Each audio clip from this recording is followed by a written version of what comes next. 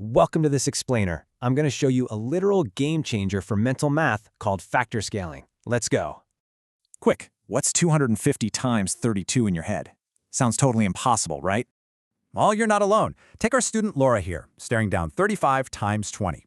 Kinda brutal. The secret? Factor scaling.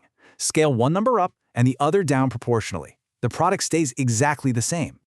Check this out. Divide one side by 3, multiply the other by 3. Boom, it's still 36.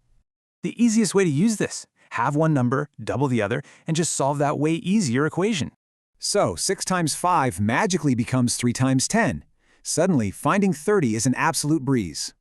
Back to Laura, double 35, half 20, now it's 70 times 10, which is instantly 1400. So easy! What's really cool is the flexibility. Here's Andeep trying to figure out 22 times 40.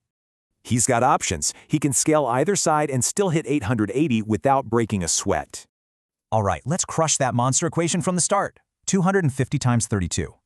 Step 1, double 250 to 500 and halve 32 down to 16. Already looking way better, right? Still too tricky? Just do it again. Double 500 to 1,000, halve 16 to 8. And boom! 1,000 times 8 is 8,000. You literally just solved that in your head. It's crazy. A single product like 448 can be stretched and squished into so many different equations. But wait, there's more. You can run this exact hack in reverse to factorize massive numbers.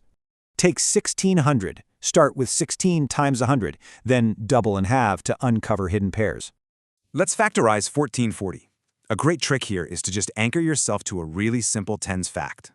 Like 144 times 10. Have 144, double the 10, and bam, you've got 72 times 20. All right, your turn.